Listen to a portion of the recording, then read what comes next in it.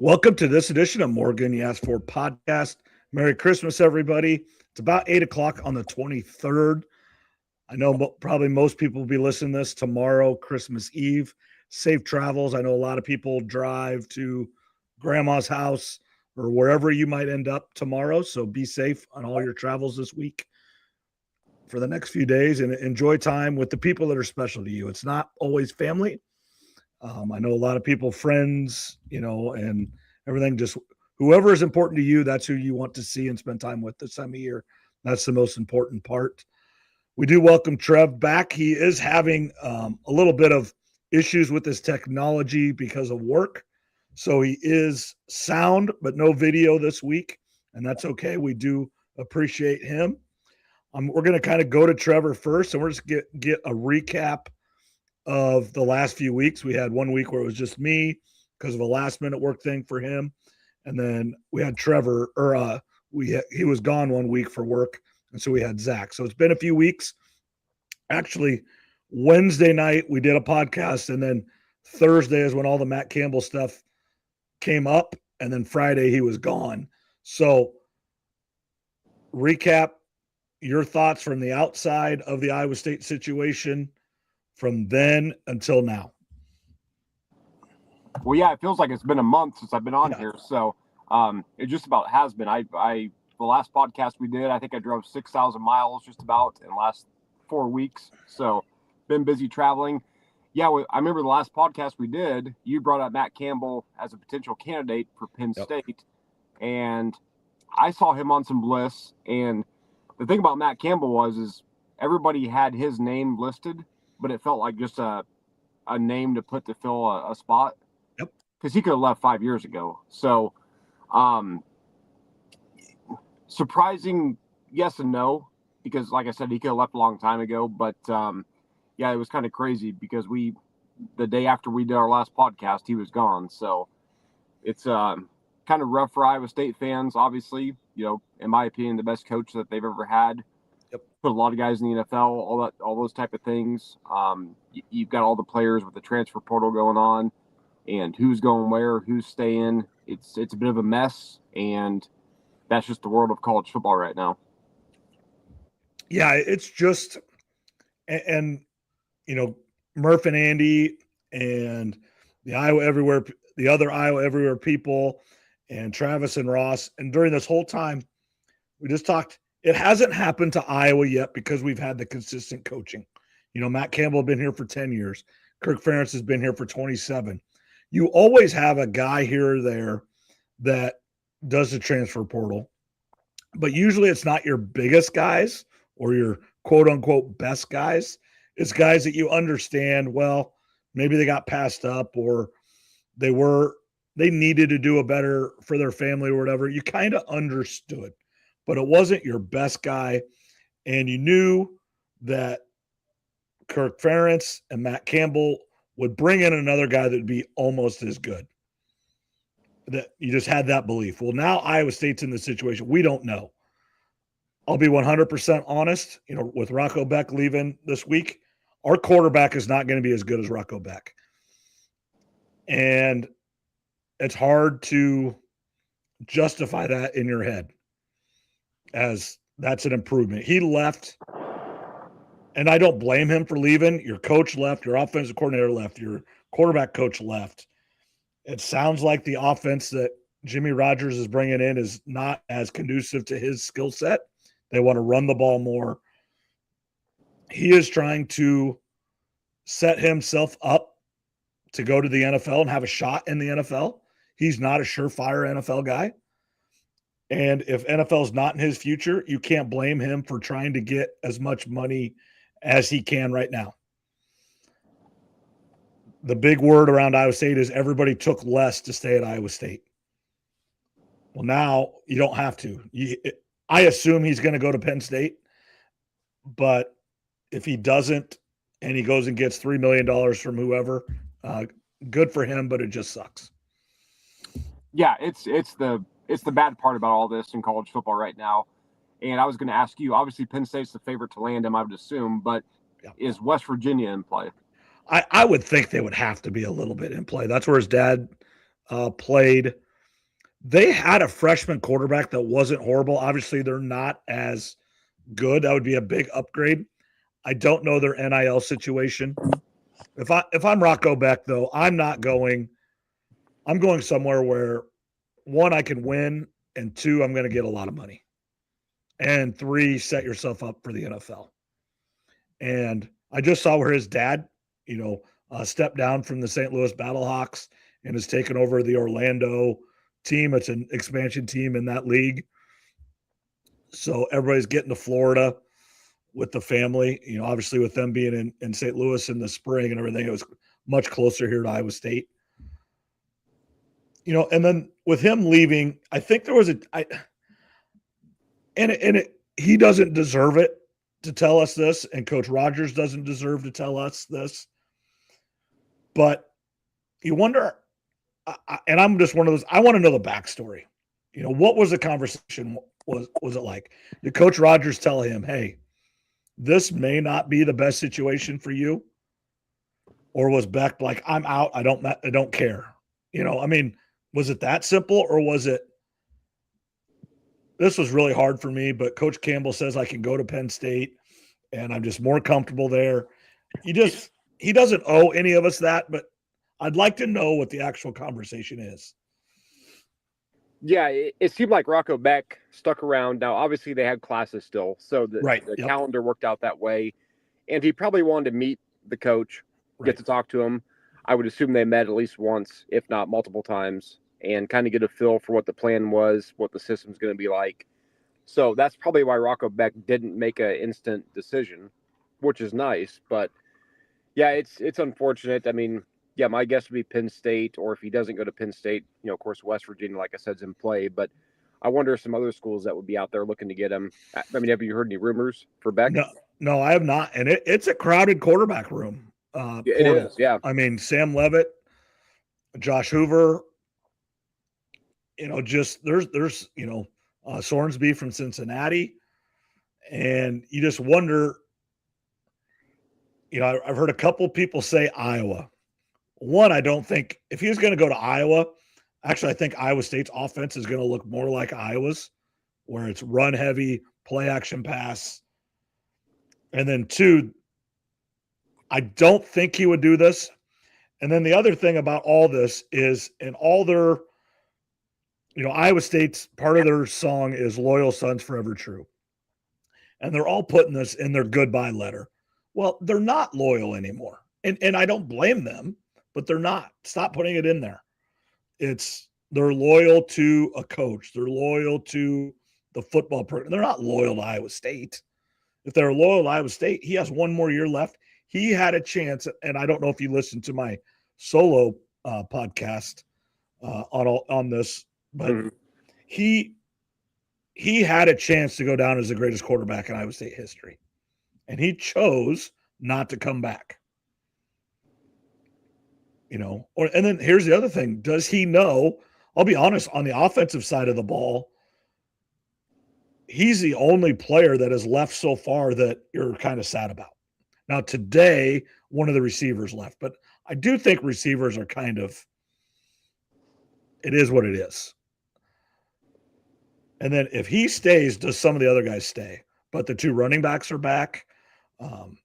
The tight ends have all stayed so far. I believe I'd be shocked if they all come back. But as of today, the two running backs and the two tight ends are all coming back. So I don't know what that says.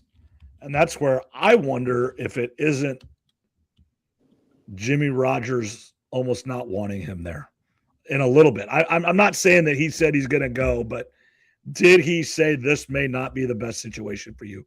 Because as long as Rocco Becht is there, he will be compared to Matt Campbell even more than he is right now. Yeah, you're right. That puts Rogers in a tough spot a little bit because if Rocco Becht regresses significantly, he gets blamed for it.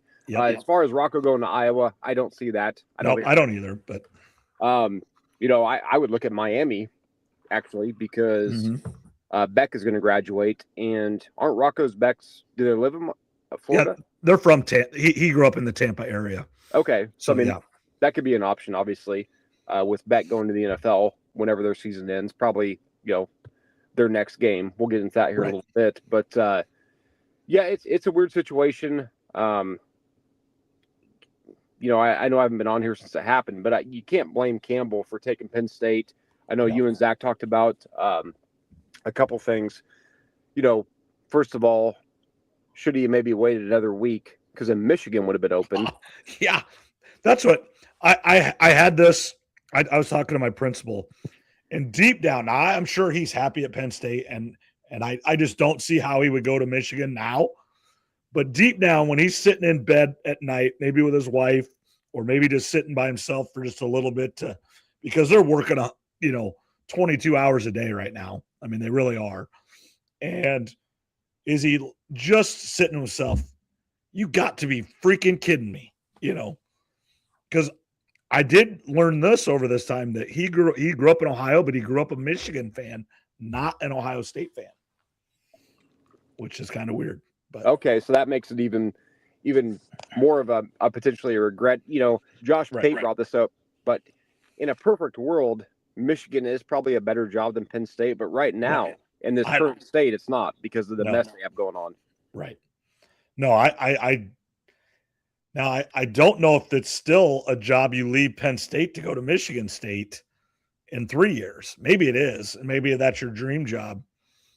And, speaking, let's talk the Michigan job through a little bit here. Jeff Brom, who won their bowl game today, is in play there. I still think Kalen DeBoer is in play there. He has not came out and said he's not going. And the longer that Michigan doesn't have a coach, I think they really want him. I don't know if they're going to be able to get him, but I do think if Alabama would have lost that job, I think he would have been the Michigan coach right then and there. I think this is lasting it a little bit longer, and it would not shock me one bit if they beat Indiana. It wouldn't shock me either. And desperate people, desperate teams, we talk about in the NFL, they do desperate things. So if they were to lose to Indiana in their next game, Michigan could, way overpay for them. Oh, yeah. Not saying to be right or wrong, but they could empty the tank and try to get him. It'd be more of a natural fit probably from where he's from, a little less pressure, even though Michigan is a big time job, it's not the pressure of Alabama because Alabama went from Saban to, DeBoer, which Michigan doesn't have 7 national championships in the last 15 years. Exactly. And in my opinion, even if DeBoer wins one national title at Alabama, massive success to me. Absolutely. But, they won't look at it that way. So, I mean, it'll all depend. I do think Alabama maybe it's the name I'm thinking of, when it comes to them versus Indiana. But I do think they have a chance to win that game. But yeah, that's probably their number one target. And then if he denies them officially, then you start going down the list. Obviously, Campbell is at Penn State. Right now, given the current situation in Michigan, I don't think he's going to leave this year. Does Michigan make the call? To who? Matt Campbell. Oh, do you make the call? I'm sure they have or will. Yeah, absolutely. And then here's the other thing, and I do know this will see what kind of person Lane Kiffin really. If DeBoer leaves and Alabama calls Kiffin, surely he goes to Alabama, doesn't he? Well, it'd be he can't be any more hated than he is right now. So I guess why not? Right? Why not do it? There's a lot of people think the LSU job is the best job in the entire country. If there's one job that might be better, it might be Alabama. Yeah, absolutely. I mean, if he's at a point now where he may as well quit running from it, and he may as well feed into who he is and his history, and just accept it and feed into it. I think people would probably respect that more anyway in the long run. So, yeah, I mean, most likely. It's my guess, of course. I would say DeBoer stays at Alabama, no matter what happens. Right. He's just going to parlay it into more money at Alabama. And then Michigan hires Brom or someone like that, or maybe they do an intern for a year and then hope that there's a really good candidate the following year. I can't remember who I was listening to. I listened to too many podcasts and too many people. I forget. And it kind of all runs together. But this was a really good thought. Kyle Whittingham retired from Utah, but it's kind of been hinted that maybe it wasn't all his decision and he doesn't want to be done. And he would be a great hire at Michigan for like a 3 to 5 year deal, just to get away from the scandal and the Harbaugh situation and just start new. He's never been in any trouble at Utah. He's had huge success.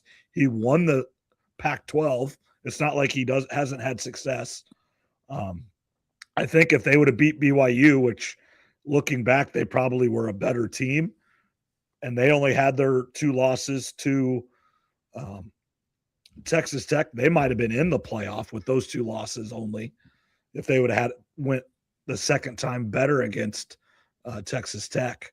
I think that would be a good hire for them.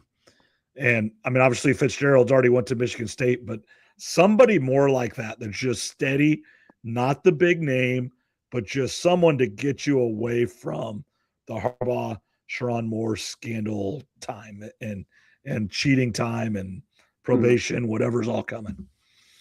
I like the idea of that a lot, actually. That's a really good idea. Like you said, 3 to 5 years. It's gonna be 5 years max, probably. Like he's a grown up, as far as I know. No scandals or anything like that. Yep. That would actually be a really damn good hire, because I did see some rumors coming out that he still does want to coach. Yep. And that would actually probably be the perfect, if you can't get Kiffin or Matt Campbell or someone like that, or DeBoer, of course. Right.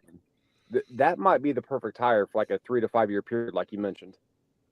And that's, I mean, now Michigan's a job you could go there and stay, but those pressure packed jobs like that, that's all you can expect someone to do. Because let's say Kalen DeBoer does go to Michigan and he wins 1 national title. He gets to another national title game during that time.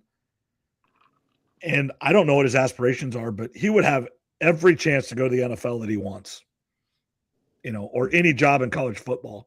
And some people just want to move. And Lane Kiffin is one of them. I don't care what anybody says. Some of them hasn't always been his choice, but he's a mover. He doesn't want to stay anywhere very long.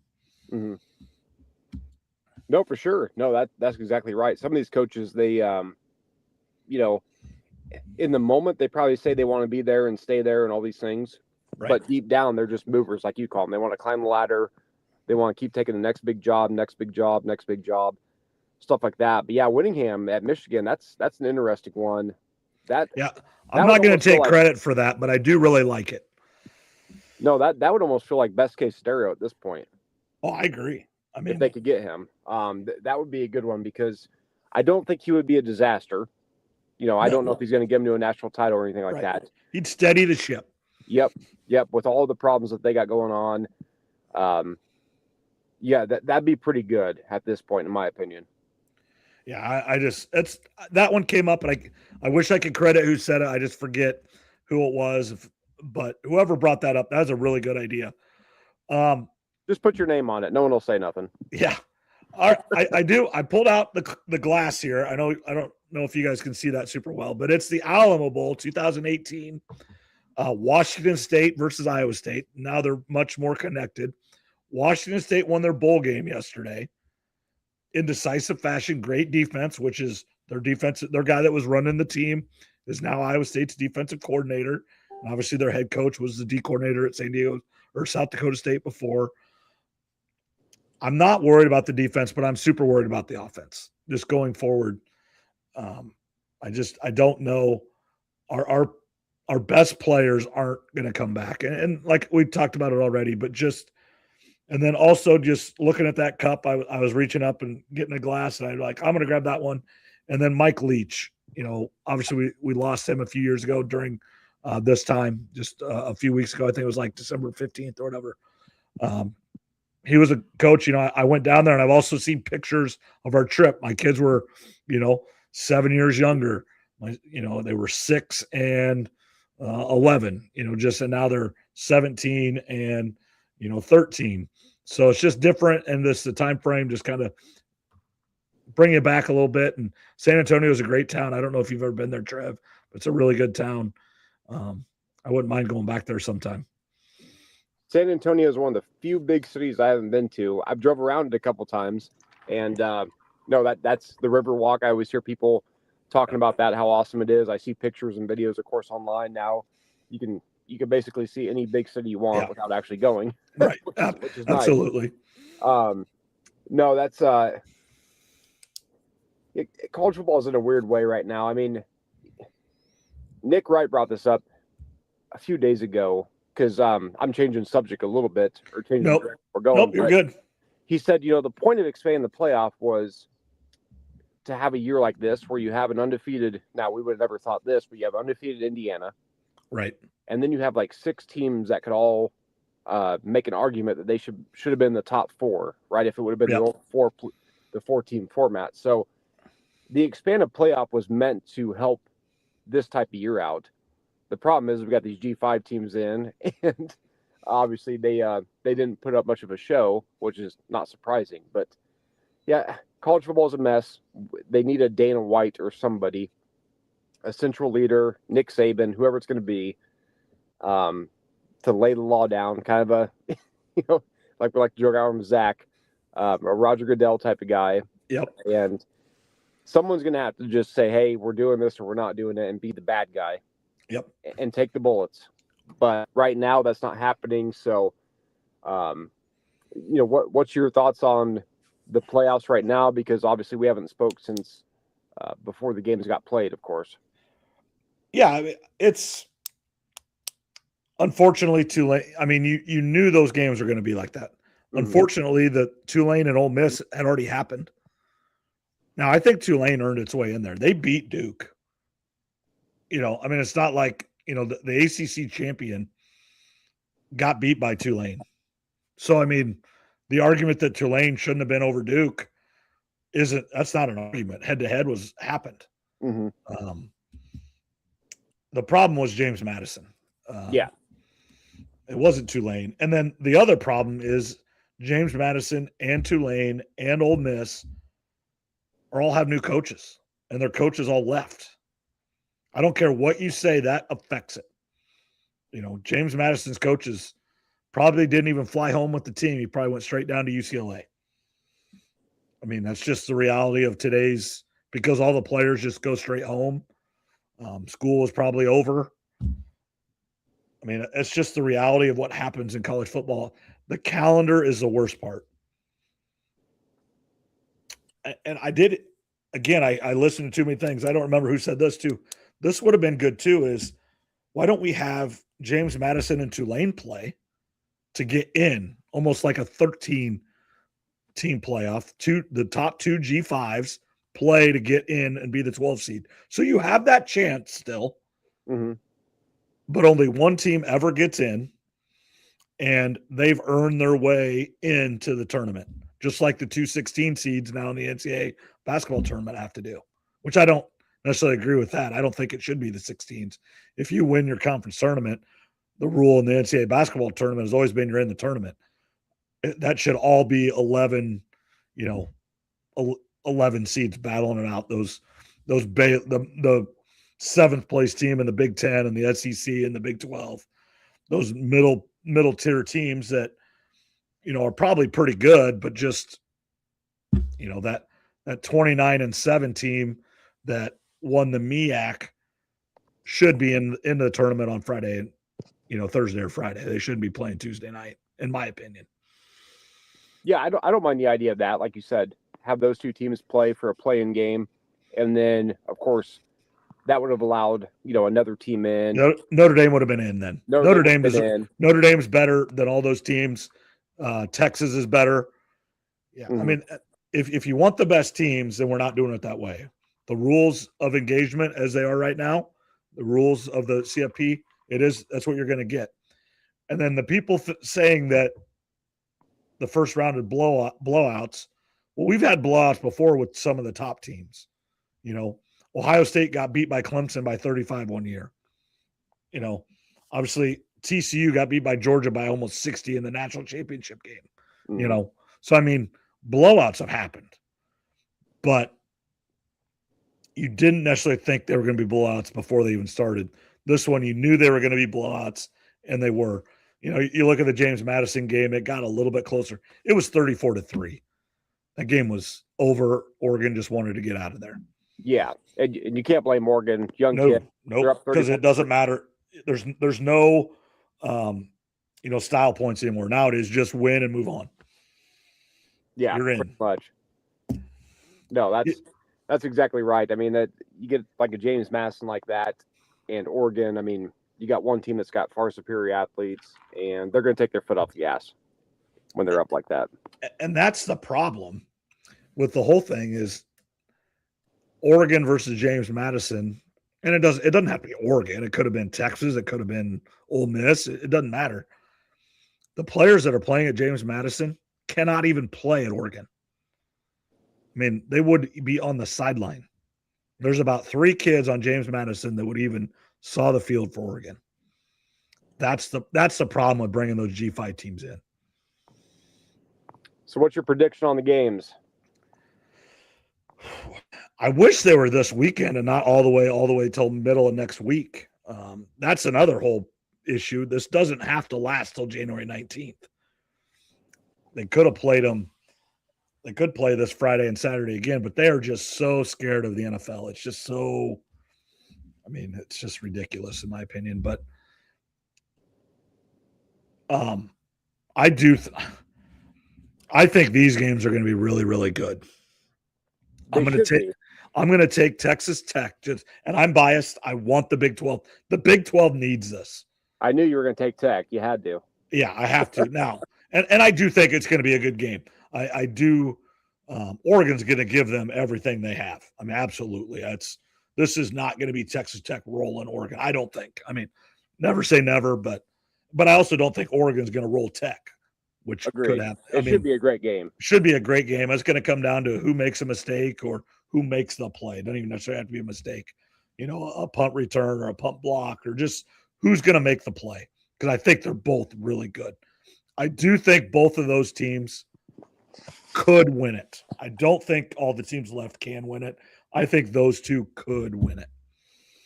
Yeah, to me, like Ole Miss. Ole Miss can't win it. That'd be a Disney moving ending if Ole Miss was to win it. It absolutely would, but they can't win it. They could maybe win this next one. I don't think they will, but I don't think they can win 3 more games. But I believe in my opinion, I think all the other teams could though, if they get the right matchups. Or excuse me, Miami's not going to. So Miami's not winning. Miami's not winning at all. No, but the other 6, I should say. Yep. I think would all have a chance. Some have better chances than other. When you talk about that Oregon Texas Tech game, I'm of course going to pick Oregon because I think they have more talent on both sides. But that's going to be a close one. Texas Tech is it's kind of a wild card because they brought in all the great players, but of course they play in the Big 12. So a lot of people, right or wrong, are kind of counting them out because they're a Big 12 team, and we'll find out. You said it right though. That it's a big game for the Big 12 with them. They need to win this game really, really bad. Kind of going back real quick, Oklahoma's like 0-5 now in the playoff because they never won one in the Big 12 either. And they had some big leads just like this one and blew them. Here's if Texas Tech would win this, and this isn't even a Big 12 thing. This is if Texas Tech could win this whole thing, this goes to show you that history doesn't matter. Conference doesn't matter. There's only one thing that matters in college football now. That is resources. Mm-hmm. If Texas Tech wins, that proves that you can buy a championship. Yeah, proves it. Absolutely. And I think if Indiana wins it, it proves it as well. Yeah, same thing. If you get the right coach and you have enough people that are willing to donate money, we didn't even speak about him yet. Dillingham, re-signed up at Arizona State, and he's begging for money right after. How about that? You just got re-upped for $7.5 million a year, and you are begging for someone to write a $20 million check. And here's the problem with that. Okay, so someone writes you a $20 million check. The next year, you're going to ask for that same check again. That's only 1 year. That's not every year. It's not like the NFL where these owners get, $200 or $300 million checks coming their way every year, and if there's a salary cap and all that type of stuff, that's a more long-winded conversation. But yeah, Texas Tech and Indiana, I mean, both of them can really prove some stuff in this new age. And what's going to be tough for people like you and me, or people that are older than us, is we look at the logo on the helmet and we kind of judge it by that. And that's how it always was. Nowadays, I mean, you could put any logo you want, as long as you have enough money, you get the coach right. You still have to be good. I mean, you can't have some bum out there coaching the team or playing, but if you've got the right resources, like you mentioned, the logo on the helmet doesn't matter as much as it used to. No, not at all. I mean, if the logo mattered, Alabama, would be right there, even though they have 3 losses. And that's why they're in the play. They're in the playoff because they are Alabama. Don't kid yourself. With the 3 losses, Texas is a logo, but their 3 losses, they couldn't overcome Alabama. I mean, that's what it came down to. They couldn't overcome, even though they didn't even play this year. But yeah, the college football is just in a bad spot. I mean, it just is. Iowa State, the reason their players are leaving now is they don't have any loyalty to Coach Rogers to take a pay cut to stay. They're like, well, if I go, let's just use Ben Bramer, who has not announced he's leaving, so I have no idea. But he would be one of the top tight ends in the portal. I would assume he goes to Penn State for sure. He would be my number one guy that if I had to take one guy to Penn State, that's who I would want to take. He's really good. But, let's just say he got $450,000 from Iowa State. On the open market, it's $800,000. And then maybe at Penn State, he could get $600,000, And if Matt Campbell is still the coach, he would have probably taken $450,000 again from Iowa State. But he's not going to now. He's like, heck with that. I'm out. And you can't blame him. And I think that's happening at Iowa right now. It's, hey, Kirk Ferentz, I know what I'm going to get with him. I know the coaching staff. I know they're going to get me to the NFL as long as I do everything right. That's another topping point that wasn't even on my list, but the Hawkeyes have a whole bunch of Pro Bowlers and everything. And now here's the argument, and I don't know the answer to this. This was on Murph and Andy today, or maybe it was yesterday. What is today? Today's Tuesday, right? Tuesday, yep. Feels like a Friday. Yeah, I know. It's been weird. I had to work this week because we actually had school. I think this was Travis and Ross this morning. That this is interesting. So the Hawkeyes have, All-Americans and Pro Bowlers, as many as anybody almost. They're right up there with Alabama and Georgia. And same thing with number of wins and 10-win seasons in a row. But where's the disconnect where Iowa hasn't had the success on the football field that those other teams had? Is it simply the quarterback position? Yeah, I mean, for the most part, I would say, most years 70, 89% comes down to the quarterback position. We all know Iowa and Kirk Ferentz, they put a ton of pros in the league. You talked about it, Pro Bowlers and all that type of stuff. Iowa runs a very old school pro system at Iowa, right. How the game used to be played. They teach you the fundamentals the right way. Now, another part of it is they take a lot of 0 through 3-star recruits and turn them into pros. Yep. And that's a slower process a lot of times. Guys take longer to develop. But, yeah, for the most part, it's the lack of the quarterback and a dual threat quarterback, in my opinion, which that goes back to old school football. But, yeah, we saw what Iowa could do this year. I know they finished 8-4 and could have been a lot better, but, they were right there in the mix. But you saw what Iowa could do with a running quarterback this year. Yeah. Well, then looking back when I was in college, when Banks was a quarterback, when they were, number 4 in the country and, tied for the Big Ten championship. There wasn't a Big Ten championship game then. It happened to be just Ohio State went on to win the national championship. So they got sent to the Orange Bowl instead of a chance to play for the whole thing. Their one loss was to Iowa State until they ran into USC at the Orange Bowl. And Banks there, runner up in the Heisman, dual threat, obviously really good running back in Fred I think it was Fred Russell at the time. Obviously, lineman, Dallas Clark, Robert Gallery was, they had it humming right there. That they had really, really good players, and that was just right when Ferentz was taking off. But it comes down to the quarterback. Their quarterback just isn't good enough to get it over the hump. 10-win season, 11-win season, but just can't compete with those top teams, but yet have 2 or 3 All-Americans every year. I think I was looking at the Pro Bowlers. I think there was 5 or 6. It was Jack Campbell, Tristan Wirfs, Linda Bull, the center from the Ravens, Kittle. You just go down the list. And then there's, Laporta was probably on his way to be until he got hurt. He was really good. So, they know how to coach, and they know what it is. Unfortunately, they can't get that the most important position in all of sports. They can't get right. Unfortunately, they were close to getting it right this year, but just a little bit short. And part of the problem too is not just quarterback, but they haven't had really good receivers since DJK and McNutt. Right. When Stanzi year was there. So if you're a receiver, a high recruit, you don't want to go to Iowa. But that's a chicken or the egg thing. Well, it is. It works both ways. Yeah. If you had a really good quarterback, receivers would go. Yeah, exactly. But yet, if you don't have any receivers, no good quarterback's going to come. So that's a chicken and the egg thing. It is.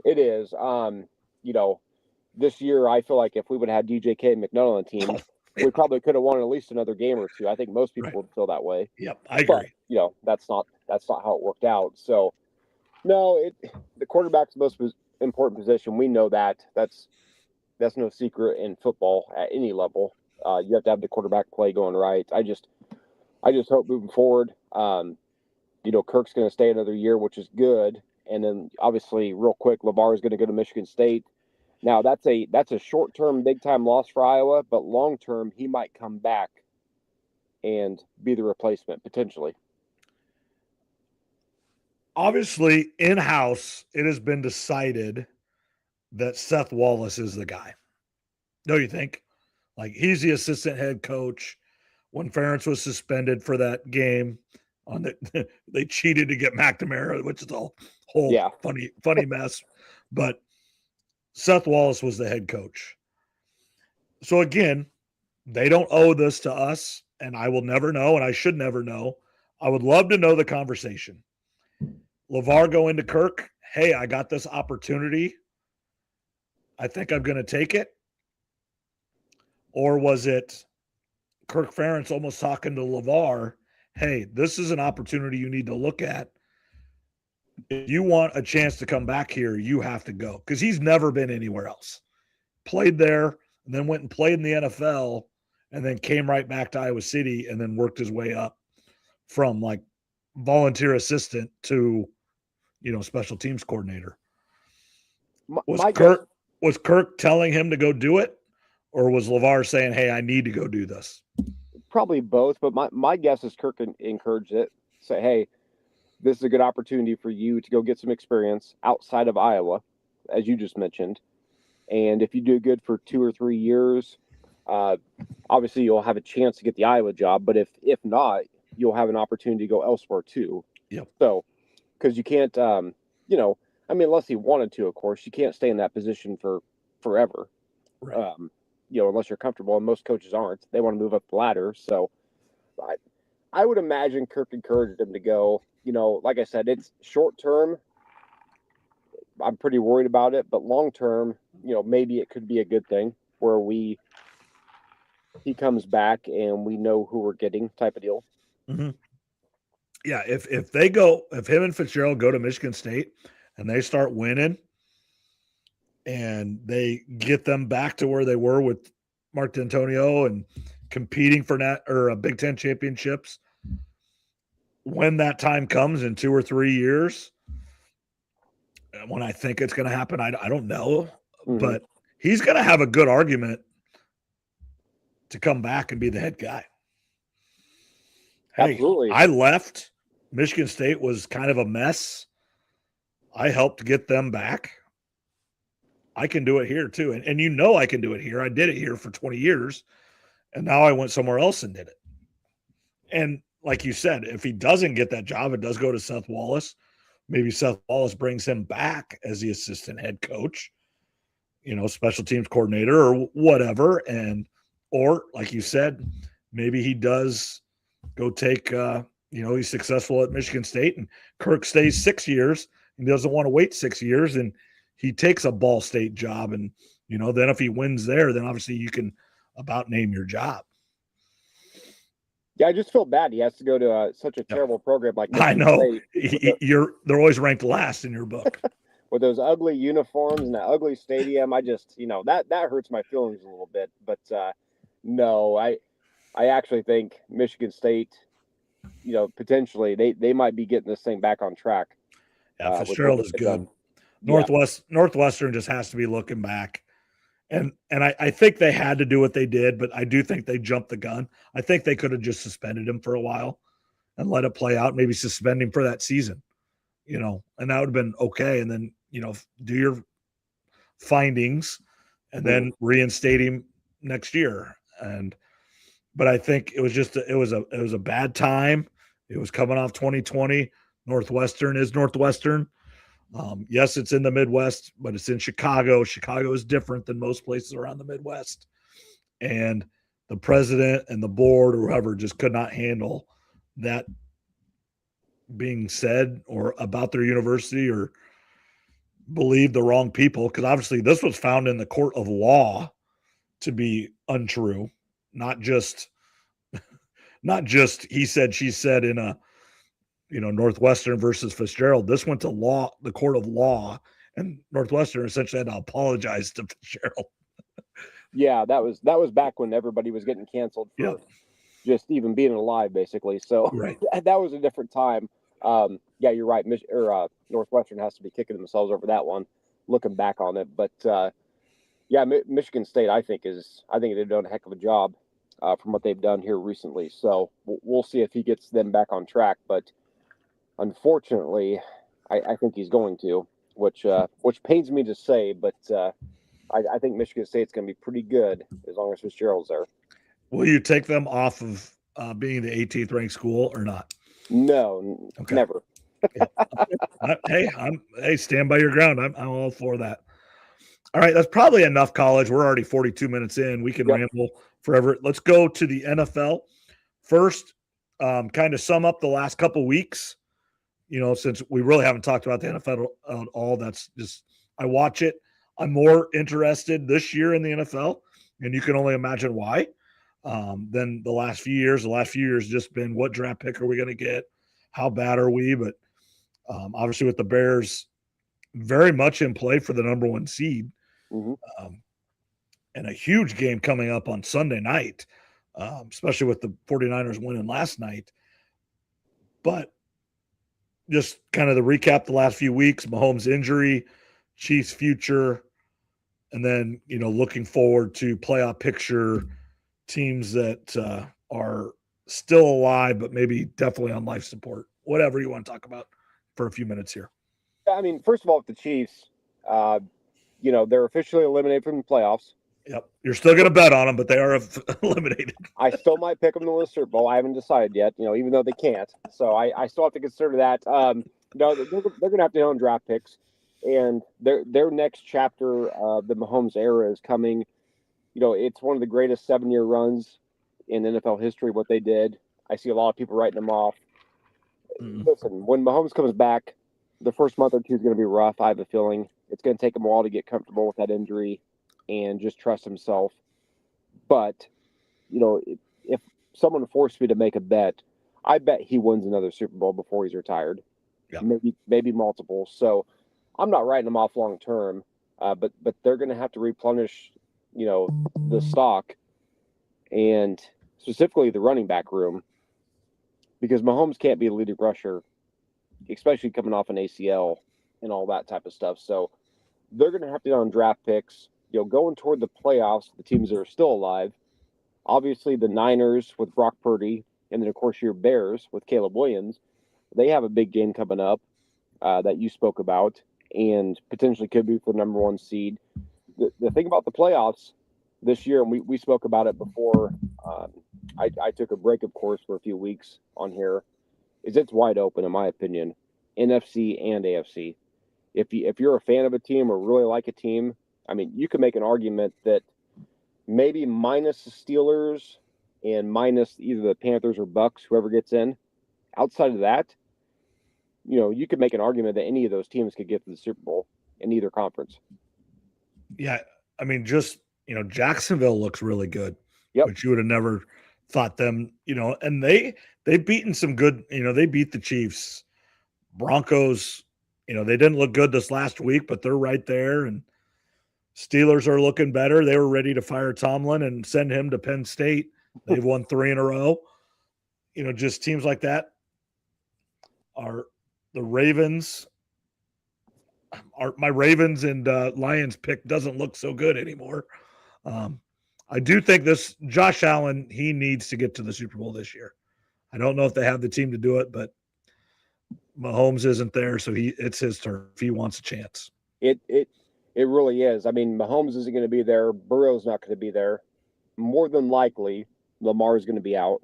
It's not over yet, but more than likely, he won't be in there either. So it is the year. This does feel like one of the, the lesser talented teams he's played on in a while, but he's got all the experience outside of Rodgers. But I don't think the Steelers are going to go on a run in the playoffs.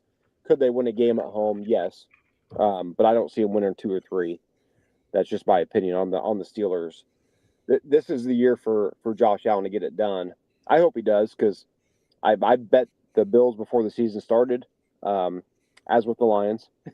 Doesn't look like the Lions are going to get in. They're not officially eliminated. They still could, I guess. But no, this is the year for the Bills. And I don't know, that second half that they had versus the Patriots, when they won that game, it felt like something clicked. Teams get hot toward the end of the season. Yep. And, I mean, look at the Bucks and the Colts. They start out as hot as anybody. Yep. And they're fading as fast as anybody is fading. So teams change, and the last 3 to 4 weeks of the season, young players can start playing better. You get players back from injury. All those type of things can happen. So, yeah, it does feel like this needs to be the time for the Bills. The problem is they could be on the road the entire time. Right. Yep. I 100% agree with that. Yeah, because they just don't have enough wins to get home games. And with New England being there in their division, and then Denver being 10-4, I think they just don't have enough wins and can't get enough. Yeah, they just, time's running out. I mean, the way they're playing right now, they probably could have been able to make something happen. But yeah, I mean, they're going to need to hope for a couple upsets, obviously, in the AFC playoffs. That way, maybe they could somehow get a home playoff game if it came down to the AFC Championship game. Let's say it's them versus maybe the Chargers, because right. they'll probably both be wild cards. So maybe it'll be something like that. But no, the playoffs should be a lot of fun. And then, going back to the NFC, your Bears, why not, right? I mean, they can run the ball. They take the ball away from the other team. Yep. Caleb doesn't turn it over. He's not always great the first few quarters. He's a fourth quarter guy. But I'd rather have a fourth quarter guy than, a guy that shrinks in those moments. So Bo Nix is kind of like that for Denver too. They're both, they're very similar in that facet, where they kind of struggle the first half or the first 3 quarters, and then they come alive toward the end of the game. And I'd rather have that, honestly, because that's when it counts, right? I mean, I'd rather have a guy be good late than the first couple quarters when it's easier. So playoffs are looking good. I mean, yeah, the Lions are still alive, I guess, but even if they get in, I don't trust them. They're just off this year. They're off. Their window hasn't officially closed, but it's temporarily closed, I would say. Is it showing how much Ben Johnson was obviously leader of the offense, but maybe more of what that team was built around and kind of some of the more day-to-day stuff than you think? Oh, 100%. I mean, people keep bringing up Jared Goff's season-long stats, which are good, But if you've watched the Lions this year, they're not the same. They're just not. I mean, I've been rooting for them because I like Dan Campbell, and financially, I bet him before the season. So I have rooting interest in the Lions. They're not the same team this year. Yeah, I agree. It's just, and when you lose an all-time coordinator like that, and also good for Ben Johnson because he waited a couple years before he took a job. Yep. And he got a lot of shit for it. And looking back, I mean, he made the right decision. If you're wanted like that, you don't necessarily have to take the worst of the worst jobs. You can wait and pick and choose a little bit. And he made the right decision, obviously. Yeah, he chose the quarterback and he chose the team. And, speaking of the Bears just a little bit, they're making a play to go to Indiana. The Chiefs are making a play to go to Kansas City. And I think or go to Kansas on the Kansas side of Kansas City, which would be, I understand it, but it'd be heartbreaking. Just, I've been to a lot of games at Arrowhead over the years. Haven't been there in quite a while, but there was a time there where I was going to one most every year. And it's just, these owners have all the power and they can just, especially on these teams that are close to different places in different states. And it's just a bidding war, and which government is going to give me more money. And it's really hard to watch these billionaires get free stuff from the government. But yeah, it's just it's real life. And I'm not saying they shouldn't get anything, like the roads and the infrastructure needed to build the stadium. And unfortunately, what everybody wants, and this is why the Chiefs want to move, I really don't think it's Arrowhead Stadium that's the problem. There's nowhere, because of the other stadium right there right now, there's nowhere to build the entertainment area. They want to build it like Baseball Village in St. Louis, like Titletown in Green Bay, SoFi Stadium, the Star. They don't want these entertainment districts. Iowa State's building one. They all want, that's where the money's made. Chicago and Wrigleyville. The Ricketts family has bought everything around it so they can make money outside of baseball or outside of the sport. And that's what all these teams want and need, is different revenue sources. And they need the government to build the infrastructure for that. And some are agreeing to it and some are not. Yeah, it sucks to see, especially for like Arrowhead, because Arrowhead's an old school stadium. A lot of history there. It's one of the last, stadiums with history, kind of like a Lambeau Field type of deal. You would have never thought that they would have done this, but they did. And it does sound like they're going to build a dome stadium. And that's the other thing. They're all domes in this northern climate now, because when you build a new stadium, you are going to get a Super Bowl. That's kind of been a deep, dark, I don't even think it's a secret. I think it's just a reality. Kansas City, if they build the dome stadium, in the first 5 years they have there will be a Super Bowl there. Whenever the Bears build their new stadium, if it has a dome or is covered, they will have the Super Bowl there. And then they can also have Final Fours there. They can also have big-time concerts there in the wintertime. It's just the reality of doing business. Lambeau, when they redid all that, you could not put a dome on Lambeau. I just really think Green Bay just would have fought that tooth and nail. They don't want a Super Bowl. They want their Packers. They want to have it outside in the NFC Championship game. They want their team to win it in the cold. That's what they want. They would rather have that than the Super Bowl. I really believe that. But all these other towns, and not one person owns Green Bay. That's the other thing. It is people own that. So it's not one owner trying to make money. So that's different in Green Bay as well. But yeah, they're going to build a dome stadium in Kansas City. They're going to build a dome stadium in Chicago. They will have the Final Four and the Super Bowl within the first 5 years of those buildings being built. I promise you. Yeah. If you build a dome stadium now, or if you're in a southern state, you're getting the Super Bowl, just like you said. So that's the incentive to do that. For the Chiefs, I heard it's a really lopsided deal. I read an article. Now, all the details haven't come out yet. I don't think it's going to change, of course, but it's going to be like 10,000 less seats. There's going to be a lot more suites, which is pretty normal nowadays. And again, going to NFL games, I mean, unless you're rich or unless somebody gives you tickets, it's a tough place to go and afford to go to a game nowadays. And it's only going to get worse probably. And, NFL games and college may get to this point too, which it probably already has. But college is getting there. Yeah. My check keeps going up every year. Yep. I mean, it's only for the rich to go to these games. I mean, unless you want to step in the nosebleeds type of deal. So yeah, the Chiefs and the Bears moving, we knew it potentially could happen. The Chiefs, I wasn't really paying attention to the Chiefs as much, so I was slightly surprised. I mean, not shocked by any means, but they're not moving far. That's not the point. It's just not going to be playing at Arrowhead anymore. That's going to be kind of sad, but that's not until 2031, which is the expected date. So Chiefs fans still have a little bit of time to go enjoy Arrowhead. Yeah, and I would assume that their lease is through 2031. And the Bears are the same way.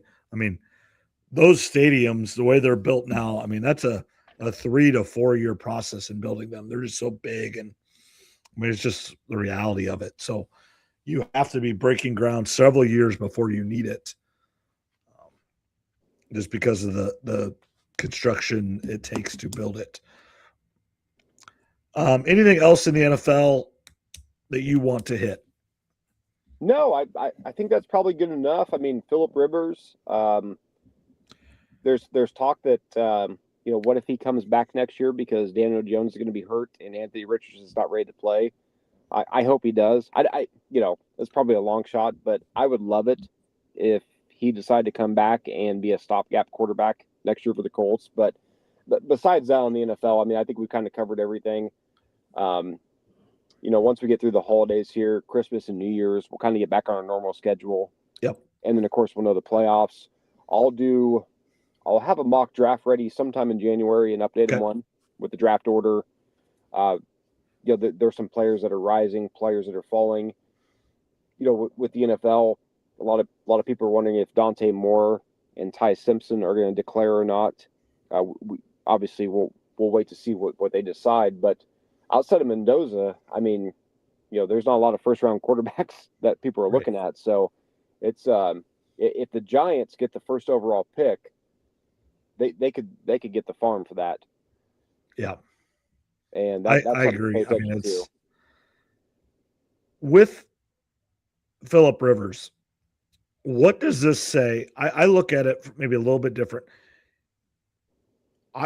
Watching him play the last couple of weeks, he's better than half the quarterbacks in the league still. I don't care what you say. I think he is. What do you think? I would agree, and I think a lot of it has to come down to is, college football has been more spread. It's less under center, and there's less development. It's just, if we have 4 or 5 really good receivers, we'll just spread you out, and it's kind of it's easy pickings, right? Where in the NFL, you can't really do that. So, it's probably a wake-up call to the NFL and college of how you want to develop quarterbacks and who you want to scout. A guy can have all the talent in the world, but if he can't read the defense before the snap, it really doesn't matter, right? And that's what it all comes down. That was going to be my point is you don't have to be, I mean, you need to be athletic. Don't kid yourself, but you don't have to be a great athlete. It's all between the ears and reading the defense and seeing it before the ball's even snapped. That's what you have to do. Brock Purdy is not the biggest, best athlete out there, but he works super hard and he's super smart and he can read it and he sees it. And that's why he's been so successful in the NFL. And, Tom Brady was that way. Some of the best ever, Mahomes is that way. Now he's a pretty good athlete. And I think you're seeing the last, week and a half of the Chiefs not playing what all he does for that team. They're not good without him and only not him. The offense, the defense has had they got some guys not playing, but on offense, it's just been not him playing. But it just goes to show you how important that quarterback is. But I'm with you. It just goes to show you that these college quarterbacks that are coming in, number 1, 2, 3 pick in the draft, and they're not as good as a 45-year-old quarterback that hasn't played in 5 years. what does that say about your league and about what your development? Anthony Richardson was number 4 pick in the draft and the best athlete ever in the quarterback position in the combine. Well, he can't play. I mean, that's just what it is. He can't play quarterback in the NFL. Yeah, and one of the few bright spots of NIL and college players getting paid is guys like Dante Moore and Ty Simpson and others. They will go back for another year. Yeah, they don't have to go to the NFL. Yeah, absolutely. They don't have to. So maybe that'll correct itself just naturally because guys will go back for another year. They'll get paid. They'll get 12 to 15 more starts under their belt. And then when they get to the NFL, they'll be more ready. But, yeah, there's definitely a disconnect right now where you can be a great athlete, and that helps. But you see old man Phillip Rivers out there. As long as he can read the defense before the snap, I mean, he, like you said, he's better than half the league right now, it seems like.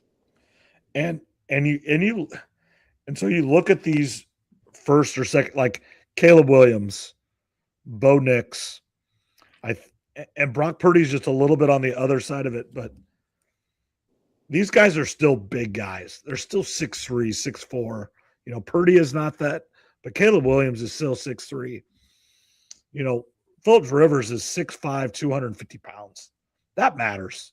I don't care what anybody says. That matters. Bryce Young, 5'8", 5'9", 195 pounds. Just doesn't work in the NFL. I just truly believe that.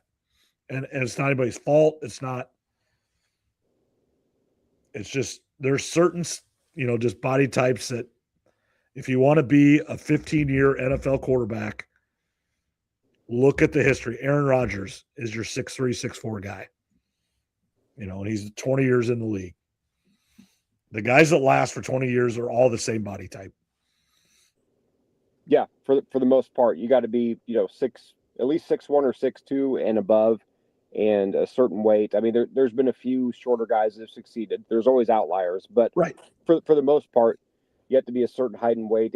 That goes for all positions too. I mean, yeah. Left tackles, D tackles, you have your outliers, but it's a big man sport. So little quarterbacks are kind of getting. Seems like they're kind of getting faded out. There was a time where they were real popular with Russell Wilson and Kyler and some of these other guys, and obviously Bryce Young is having a nice season, but can it last 10 years type of deal? Right. That's what I'm saying. It's not that they can't be good for a 5-year stretch, but if you want your quarterback to be there for 15 to 20 years, there's this distinct body type. Phillip Rivers, Tom Brady, Aaron Rodgers are all within 2.5 inches of each other. And Rivers is heavier now. And Brady was heavier when he was younger than he did finish his career. Just his health nuttiness took over. But Aaron Rodgers isn't a small guy. I mean, he's not big, but he's not a small guy. He's 220 pounds, I bet. I mean, it's just what he is. Yeah. And like I said, I think, NFL teams are going to start reevaluating quarterbacks. I know I was going to be on last week, but I couldn't. But that goes back to that Diego Pavia. Not only take away all his nonsense, off the field. Is he 5'9" or 5'8"? I mean, I don't even know if he's going to get drafted, to be honest. Yeah, I don't know. I'm with you. I suppose somebody will take him late, but with his nonsense and his physical skills or physical tools, is not skills, he could play. I mean, I'm not saying he's just not a quarterback in the NFL. I think he could be. Could he be a Taysom Hill type guy? Maybe. Bring him in a certain package, play a little tight end, H-back, itch, maybe. I don't know if he has that mentality to do that. But I'm not saying there's not a position in the NFL for him, but it's not quarterback full time. Yeah, I don't know. I'd be willing to almost bet that he doesn't even get drafted, and it's a lot of people are rooting for Iowa. Just that's one of the better bowl games. Not that there's many, but that's one of the ones that people would be paying attention to, kind of rooting against him type of deal, because he kind of made a fool of himself, and he's got the family stuff, getting in fights, and that. If you thought Shedeur Sanders got screwed. Whether you believe it or not, right or wrong, Diego Pavia, it's only going to be worse because, like I said, he's undersized to begin with, and then you have all the off-field stuff. Shedeur is a typical size quarterback, and we saw him fall the 5th round. And you knew Shedeur could play. Like, he was successful at more than one stop. You knew his dad. I mean, his dad was involved probably too much, but his dad is an all-timer in the NFL and knows what it takes to play in the NFL. Now, talent takes over, but he had every opportunity to be the best he could be. And he probably really has maxed out his talent. I mean, you can't just make an NFL quarterback. And he got drafted, not where he wanted to, but he got drafted and he started games in the NFL his rookie year. That's pretty freaking good. Yeah, especially for a 5th round pick. So yeah. Well, like I said, after the holidays get over, we'll kind of know the NFL draft order, minus the playoff teams, of course. And, the college football playoff will kind of take place. We'll kind of get back to our normal schedule. Like I said, I'll do another mock draft and we'll kind of get back on track a little bit. But the holidays are hard. I mean, it just is. It is. Yeah, it's Tuesday night, and especially with the holiday being on Thursday. So obviously Christmas Eve night on Wednesday, we don't want to do it. New Year's Eve night at 9:00, we don't want to do it. I mean, that's not going to happen. But I'm out. So it's good we were able to catch up and finally kind of cover some topics. And then, like I said, once January gets here, we'll kind of get back to a just normal schedule. Yep, absolutely. Yeah, we'll wrap it up here just over an hour. Just, want to tell everybody, Merry Christmas, Happy New Year. We'll most likely find a time next week. No promises, but most likely find some time early next week to get here. Thanks everybody for listening. Just share it with people you might think like the show. This time of year's, there's a lot of driving. I listen to podcasts on my drives. And I know you do too. And you like those long form ones because you have long drives and stuff. But just, share it with people you think might like it. And then rate, review, subscribe at your podcast. Go to YouTube and watch it. Just thanks everybody for watching or listening. And again, just can't say Merry Christmas enough. And thank you. Yep. You said it best. Merry Christmas. Thanks everybody. And we'll talk to you next week. All right. See you later, Trev. All right. Have a good one.